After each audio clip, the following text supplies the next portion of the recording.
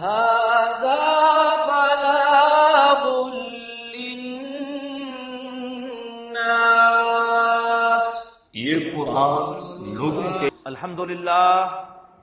الحمدللہ نحمده ونستعینه ونستغفره ونؤمن به ونتوکل علیہ ونعوذ باللہ من شرور انفسنا ومن سیئات اعمالنا من يهده الله فلا مضل له ومن يضلله فلا هادي له ونشهد ان لا اله الا الله وحده لا شريك له ونشهد ان سيدنا ومولانا محمدا عبده ورسوله اما بعد فاعوذ بالله من الشيطان الرجيم بسم الله الرحمن الرحيم الحمد لله رب العالمين الرحمن الرحيم مالك يوم الدين إياك نعبد وإياك نستعين اهدنا الصراط المستقيم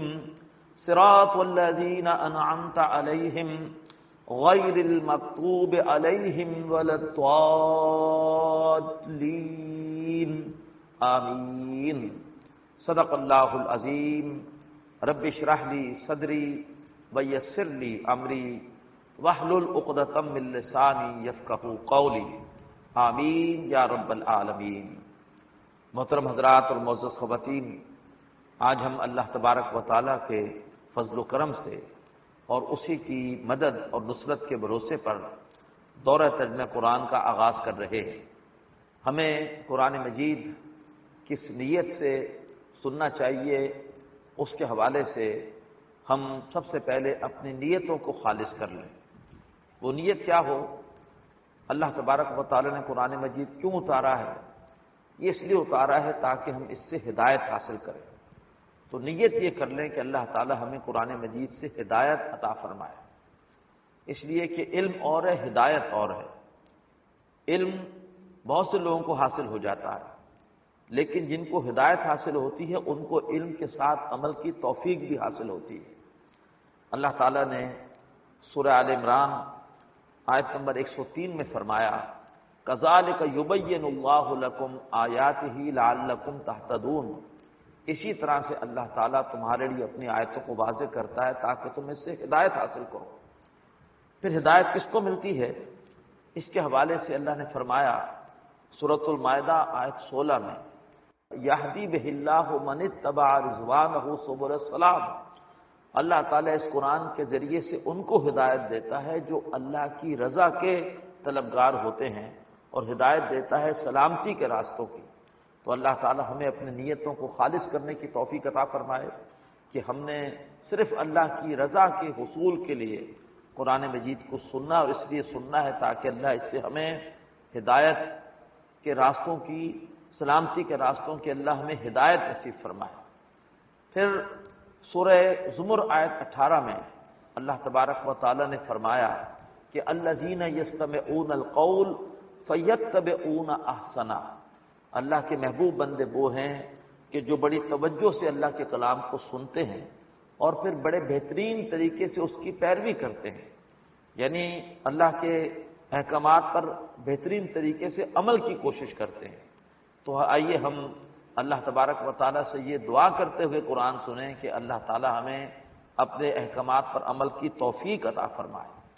مزید اپنی نیت میں یہ بھی شامل کر لیجئے کہ انشاءاللہ آپ جو کچھ سنیں گے، جو کچھ سمجھیں گے، اس نور کو دوسروں تک پہنچانے کی بھی کوشش کریں گے، کیونکہ اللہ کے رسول کا ارشاد بخاری شریف کی حدیث کہ خیرکم من تعلم القرآن وعلمہ. تم میں سے بہترین لوگ وہ ہیں جو قرآن مجید سیکھیں اور اسے دوسروں کو سکھائیں. اور پھر ایک بڑی اہم بات جو مولانا مودودی رحمۃ اللہ علیہ نے تفہیم القرآن کے مقدمے میں لکھی ہے کہ قرآن مجید ایسی کتاب نہیں ہے کہ جس کو کسی ٹھنڈے کمرے میں آرام دہ کرسی پر بیٹھ کر پڑھا جائے اور سمجھ لیا جائے. ممکن ہے علم تو حاصل ہو جائے، لیکن قرآن مجید سے ہدایت اس کو ملے گی جو کہ میدان میں آ کر وہی جد و جہد کرے جس جد و جہد کے دوران اللہ نے قرآن مجید نازل کیا، ایک بڑی کٹھن جد و جہد اللہ کے رسول صلی اللہ علیہ وسلم اور صحابہ کرام کر رہے تھے اللہ تبارک و تعالیٰ کے دین کو غالب کرنے کی۔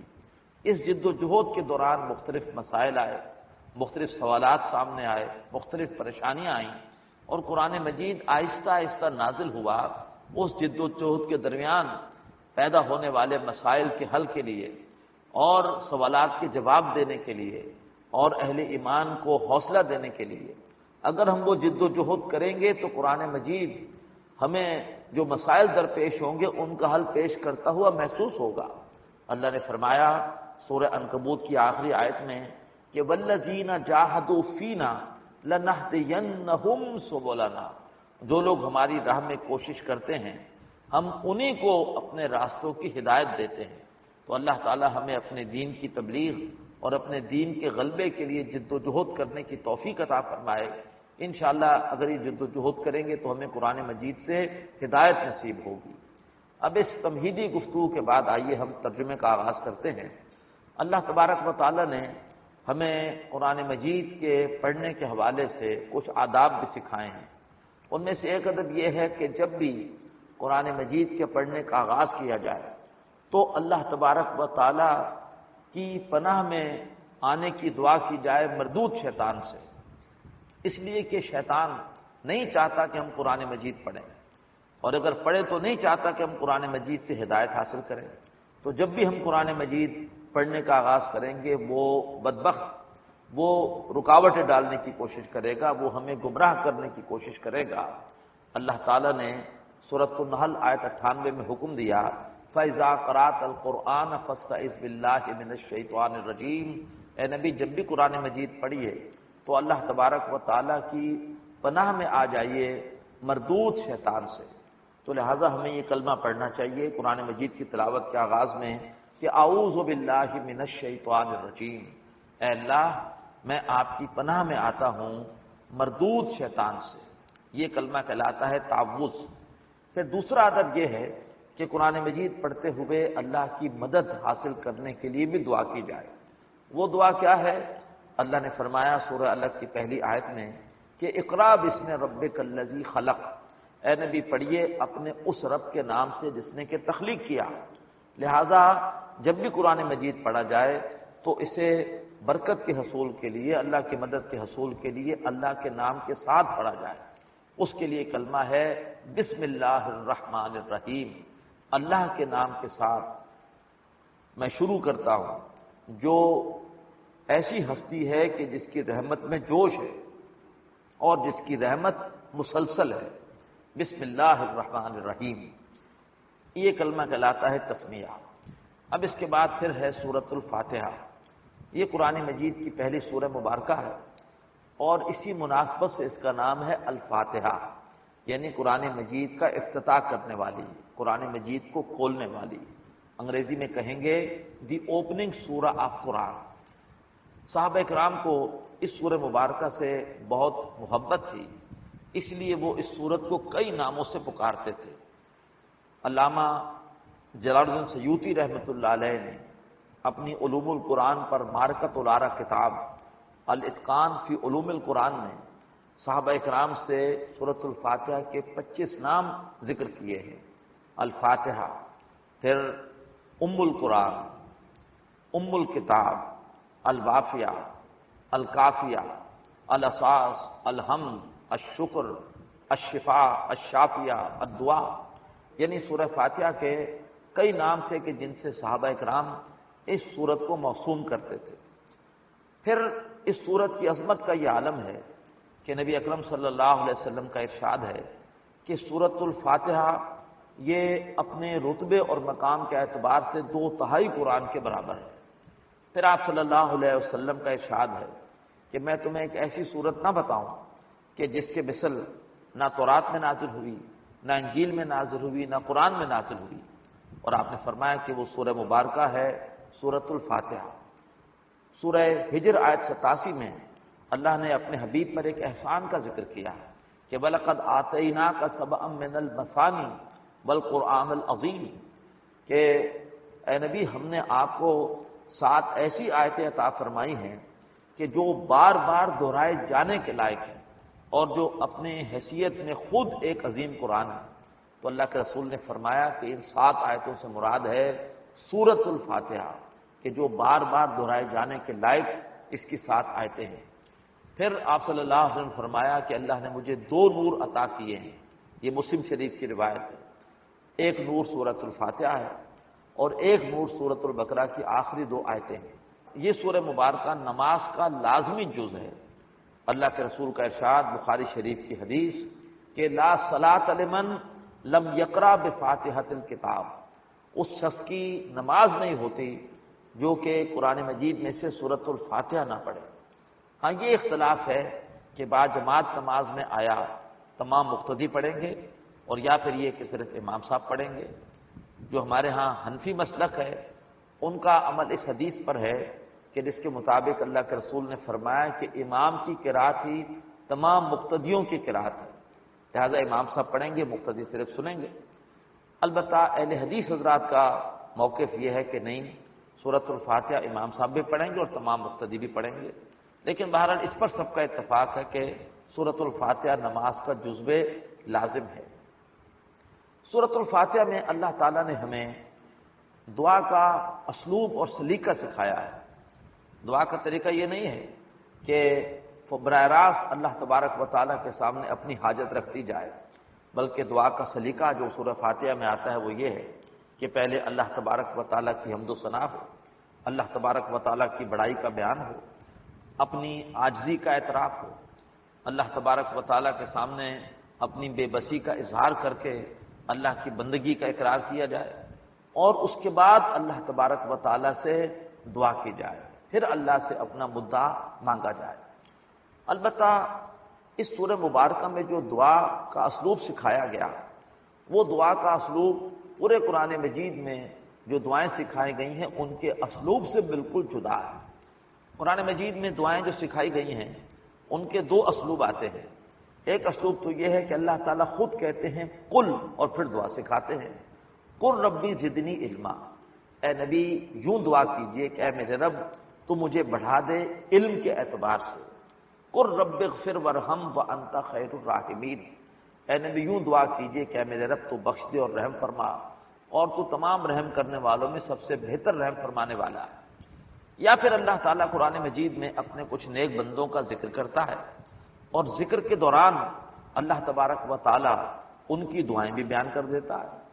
سورہ فرقان کے آخری رکوع میں عباد الرحمن کا ذکر آیا تو ان کی بڑی پیاری دعا نقل ہو گئی ان کے تذکرے میں کہ وہ یوں دعا کرتے ہیں ربنا اصرف عنا عذاب جہنم ان عذابها کان غراما انها ساءت مستقرا و مقاما، اے رب ہمارے ہم سے جہنم کے عذاب کو دور کر دے، بے شک جہنم کا عذاب بڑا چمٹنے والا عذاب ہے۔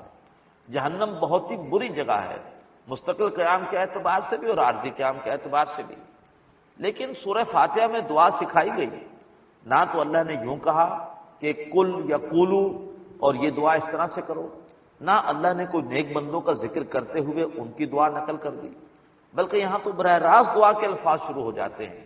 یہ اصل میں اس بات کی علامت ہے کہ سورۃ الفاتحہ اصل میں فطرت انسانی کی ترجمان ہے، فطرت انسانی کی پکار ہے جس کو اللہ نے سورہ فاتحہ کے الفاظ کے ذریعے سے ہمیں سکھایا ہے۔ جیسے ابھی ہم پڑھ لیں گے سورۃ البقرہ میں کہ حضرت آدم علیہ السلام سے جنت میں ایک خطا ہوئی، انہیں اپنی خطا پر شدید ندامت تھی، لیکن ان کے پاس اظہار ندامت کے لیے الفاظ نہیں تھے، تو اللہ نے انہیں الفاظ سکھائے۔ فتلقى آدم من ربہ کلمات فتاب علیہ، سیکھ لیے آدم علیہ السلام نے اپنے رب سے کچھ کلمات، تو انہوں نے ان کلمات کے ذریعے سے توبہ کی، فتاب علیہ، تو اللہ نے ان کی توبہ قبول کی۔ وہ کلمات کیا تھے؟ ربنا ظلمنا انفسنا وَإِن لَّمْ تَغْفِرْ لَنَا وَتَرْحَمْنَا لَنَكُونَنَّ مِنَ الْخَاسِرِينَ، اے رب ہم نے اپنی جانوں پر ظلم کیا، اگر تو نے ہمیں بخش نہ دیا اور اگر تو نے ہم پر رحم نہ کیا تو ہم تو ہو جائیں گے نقصان اٹھانے والے۔ تو جس طرح اللہ نے آدم علیہ السلام کو الفاظ سکھائے اور ان الفاظ کے ذریعے سے انہیں اظہار ندامت کیا، اسی طرح سے انسان کی فطرت کی پکار ہے کہ انسان اللہ تبارک و تعالیٰ کے سامنے کچھ عرض کرنا چاہ رہا تھا، لیکن انسان کے پاس الفاظ نہیں تھے۔ اللہ تبارک و تعالیٰ کا یہ احسان ہوا کہ اللہ تعالیٰ نے انسان کو سورۃ فاتحہ کے ذریعے سے وہ الفاظ سکھا دیے۔ اب آئیے سورۃ الفاتحہ کے ترجمے کی طرف، لیکن اس سے پہلے ایک بڑی پیاری مثال جو سورۃ الفاتحہ کے مضامین کے تجزیے کے لیے دی ہے مولانا ابوالکلام آزاد مرحوم نے۔ ان کی سورۃ الفاتحہ پر ایک 250 صفحے کی تفسیر موجود ہے، اس میں انہوں نے بڑی پیاری بات لکھی ہے مضامین کے حوالے سے کہ سورۃ الفاتحہ کے مضامین میں بڑا کامل توازن ہے۔ پہلی 3 آیتیں اللہ کے لیے ہیں اور آخری 3 آیتیں بندے کے لیے ہیں، اور جو درمیان کی آیت ہے چوتھی، آدھی اللہ کے لیے آدھی بندے کے لیے ہے۔ تو آپ محسوس کریں گے ترجمے میں ہی کہ یہ بڑا خوبصورت ایک مضامین کا توازن بھی ہے، تجزیہ بھی ہے جو مولانا آزاد نے ہمارے سامنے بیان کیا ہے۔ اب دیکھیے یہ عرض کیا گیا کہ سورہ فاتحہ انسان کی فطرت کی ترجمان ہے۔ اللہ تبارک و تعالیٰ نے ہمیں یہ بات دکھائی ہے، مشاہدہ کرائی ہے کہ فطرت، انسان کی فطرت میں احسان مندی ہے۔ بچہ چھوٹا سا ہوتا ہے، ماں سے کیوں محبت کرتا ہے؟ محسوس کرتا ہے کہ میری محسن میری ماں ہے، میں کسی بھی ضرورت کے لیے روتا ہوں وہ دوڑی ہوئی آتی ہے اور میری ضرورت پوری کرتی ہے، چاہے مجھے نیند آئے، چاہے مجھے بھوک لگے، چاہے مجھے کوئی درد ہو، ماں سمجھ لیتی ہے کہ مجھے کیا تکلیف ہے، تو بچہ ماں سے محبت کرتا ہے۔ اس کے بعد بچہ محسوس کرتا ہے کہ نہیں، احسان باپ کا بھی ہے، وہ جو سارا دن گھر میں نظر نہیں آتا، وہ بھاگ دوڑ کرتا ہے، وسائل لے کر آتا ہے، اسی سے گھر کا خرچہ چلتا ہے۔ پھر محسوس ہوتا ہے کہ نہیں، محسن ہماری پوری قوم اور قبیلہ ہے، تمام افراد جو قوم کے ہیں وہ مختلف پیشوں کے ذریعے سے ایسی چیزیں تیار کر رہے ہیں، پیدا کر رہے ہیں جس سے ہماری ضروریات پوری ہوتی ہیں، لہذا ماں سے آگے بڑھ کے والد کے لیے شکر کے جذبات، پھر پوری قوم کے لیے۔ پھر محسوس ہوتا ہے کہ مظاہر قدرت ہیں جو ہمیں فائدہ پہنچا رہے ہیں، سورج ہے، زمین ہے اور بارش ہے، لہذا ان سب کے لیے ایک احسان کے جذبات پیدا ہوتے ہیں۔ اور اس کے بعد انسان آخری منزل پر پہنچ جاتا ہے اگر اس کی صحیح ڈائریکشن میں اس کی رہنمائی ہو رہی ہو کہ اصل محسن حقیقی اللہ ہے۔ اللہ ہی نے والدین کے دل میں میرے لیے محبت ڈالی، اللہ ہی نے سورج میں تاثیر پیدا کی میرے فائدے کے لیے، پانی میں تاثیر پیدا کی میرے فائدے کے لیے، آگ میں تاثیر پیدا کی میرے فائدے کے لیے، لہذا پھر انسان پکار اٹھتا ہے کہ کل شکر اللہ کے لیے ہے۔ الحمدللہ رب العالمین، کل شکر اللہ کے لیے ہے جو تمام جہانوں کا مالک اور پروردگار ہے۔ جو مالک ہوگا اسی کی ذمہ داری ہے تمام ضروریات پوری کرنا، وہی پالے گا، وہی ضروریات پوری کرے گا، اور جو ضروریات پوری کرے گا پالے گا وہی مالک ہے۔ تو الحمدللہ رب العالمین، کل شکر اللہ کے لیے ہے جو تمام جہانوں کا مالک ہے، تمام جہانوں کا پروردگار ہے، اور اس سے یہ مراد بھی ہے کہ تمام جہان والوں کا مالک ہے، تمام جہان والوں کا پروردگار ہے۔ الرحمن الرحیم، اس کی رحمت پہ جوش ہے۔ رحمان کے وزن پر جو بھی صفات آتی ہیں عربی میں، ان میں ایک جوش کی کیفیت ہوتی ہے۔ فرجع موسیٰ الی قومہ غضبان آسفا، جب موسیٰ علیہ السلام کو علم ہوا کہ ان کی قوم نے ان کے پیچھے بچڑے کو معبود بنا لیا ہے تو بڑے غصے کے ساتھ واپس لوٹے۔ فرجع موسیٰ الی قومہ غضبان، لوٹے موسیٰ علیہ السلام اپنی قوم کی طرف غضبان، بڑے غصے میں، اسفا اور افسوس کرتے ہوئے۔ تو رحمان جس کی رحمت میں جوش ہو، رحیم اس وزن پر جو بھی صفات آتی ہیں ان میں ایک دوام اور تسلسل پایا جاتا ہے۔ تو اللہ تبارک و تعالیٰ وہ ہستی ہے، الرحمن بھی ہے، اس کی رحمت میں جوش بھی ہے، الرحیم اور اس کی رحمت میں دوام بھی ہے، تسلسل بھی ہے۔ مالک یوم الدین، وہ اللہ تبارک و تعالیٰ بدلے کے دن کا مالک ہے۔ دنیا میں بدلہ نہیں مل رہا، یہ دنیا بدلے کے اعتبار سے نامکمل ہے۔ یہاں پر لوٹ مار کرنے والے، جھوٹ بولنے والے عیاشی کر رہے ہیں، فائدہ اٹھا رہے ہیں، اور امانت دار اور دیانت دار وہ دنیا میں نقصان میں ہیں۔ اور اگر ہم دیانت داروں کو، امانت داروں کو بدلہ دینا بھی چاہیں تو کیا دے لیں گے؟ اگر نوع انسانی اللہ کے رسول صلی اللہ علیہ وسلم کے احسانات کا بدلہ دینا چاہے تو کیا دے لیتے؟ اور اگر ہم مجرموں کو ان کے جرائم کی سزا دینا چاہے بھی تو نہیں دے سکتے جیسے کہ دینی چاہیے۔ جس بدبخت نے جاپان پر ایٹم بم گرایا، اگر وہ ہمارے ہاتھ آ بھی جاتا ہم اس سے کیا سزا دیتے تھے؟ لاکھوں افراد مارے گئے، لاکھوں معذور پیدا ہوئے، معذور ہوئے، لاکھوں آج بھی تابکاری کے اثرات سے معذور پیدا ہو رہے ہیں، ہم انہیں کیا سزا دیتے اس مجرم کو؟ وہ تو بدلے کا دن آئے گا ایک ایسا کہ جس میں اللہ تعالیٰ اپنے نیک بندوں کو مسلسل انعامات سے نوازے گا، اور اللہ تبارک و تعالیٰ مجرموں کو ان کے جرائم کی مناسبت سے سزا دے گا۔ تو مالک یوم الدین، اللہ تعالیٰ اس بدلے کے دن کا مالک ہے۔ اب اس کے بعد چوتھی آیت بڑی اہم آیت، اللہ تعالیٰ کا ذکر پہلے بھی ہے 3 آیتوں میں، ذکر غیابی ہے، غائب میں اللہ کو محسوس کرتے ہوئے اللہ کا ذکر ہو رہا ہے۔ اب ذکر خطابی ہے، اب اللہ سے براہ راست گفتگو ہو رہی ہے، ایاک نعبد و ایاک نستعین، اے اللہ ہم تیری ہی بندگی کرتے ہیں اور کریں گے، اور تجھ ہی سے مدد چاہتے ہیں اور چاہیں گے۔ وہ جو جذبہ شکر ہے اب وہ عبادت میں ڈھل رہا ہے۔ جن لوگوں نے سورج کو بڑا مانا انہوں نے سورج کے سامنے سجدہ کرنا شروع کر دیا، اور جس اللہ کے بندے کو ہدایت حاصل ہو گئی اس نے اللہ کو پہچان لیا، اب وہ اللہ تعالیٰ کی بندگی کا اعلان کر رہا ہے، ایاک نعبد، اے اللہ ہم تیری ہی بندگی کرتے ہیں اور کریں گے، و ایاک نستعین، اور تیری بندگی آسان نہیں ہے، شیطان رکاوٹ ڈالے گا، بگڑا ہوا معاشرہ رکاوٹ ڈالے گا، نفس دشمن ہے، اس کے لیے اللہ ہمیں تیری مدد چاہیے، و ایاک نستعین، اور اے اللہ اس کے لیے ہم تجھی سے مدد چاہتے ہیں اور چاہیں گے۔ اللہ کے رسول ہر فرض نماز کے بعد اسی لیے دعا کرتے تھے، اللہم اعنا علی ذکرک و شکرک و حسن عبادتک، اے رب تو ہماری مدد فرما اپنے ذکر کے لیے، اپنے شکر کے لیے، اور بڑے اچھے طریقے پر اپنی عبادت کے لیے۔ ایاک نعبد و ایاک نستعین، ہم عاجز ہیں، لاچار ہیں، اے اللہ ہم تیری بندگی کرنا چاہتے ہیں، اس کے لیے تو ہماری مدد فرما۔ اب اللہ کی بڑائی کا بیان بھی ہو گیا، اللہ کے سامنے اپنی عاجزی کا اظہار بھی ہو گیا، اللہ تعالیٰ کی بندگی کرنے کا بھی انسان نے اللہ کے سامنے اعلان کر دیا۔ اب آ رہی ہے دعا، اہدنا الصراط المستقیم، اے اللہ تو ہمیں سیدھے رستے کی ہدایت عطا فرما۔ ہم سیدھے رستے پر نہیں چل سکتے جب تک کہ تیری طرف سے رہنمائی نہ ہو۔ عورتیں قانون بنائیں گی تو مردوں کے ساتھ زیادتی کر دیں گی، مرد ضابطہ بنائیں گے تو عورتوں کے ساتھ زیادتی کریں گی، امیر قانون بنائے گا تو مامورین کے ساتھ زیادتی ہوگی، مامورین ضابطہ بنائیں گے تو امیر کی حق تلفی ہوگی، اجتماعیت کے مفادات کو دیکھیں گے تو فرد کے ساتھ زیادتی ہوگی، فرد کے مفادات کو دیکھیں گے تو اجتماعیت کا نقصان ہوگا۔ اے اللہ ہم لاچار ہیں، بے بس ہیں، ہم عاجز ہیں، ہم نے تجھے بھی پہچان لیا، ہم نے آخرت کے دن، بدلے کے دن کو بھی پہچان لیا، اب ہمیں تیری طرف سے کسی ایسے رسول اور بندے کی ضرورت ہے کہ جو آ کے ہمیں سیدھے رستے کی ہدایت دے کہ ہم نے تجھے راضی کرنے کے لیے آخرت کی تیاری کے لیے کرنا کیا ہے اور کس طرح اعتدال کے ساتھ کرنا ہے۔ اہدنا الصراط المستقیم، اے اللہ تو ہمیں سیدھے رستے کی ہدایت عطا فرما۔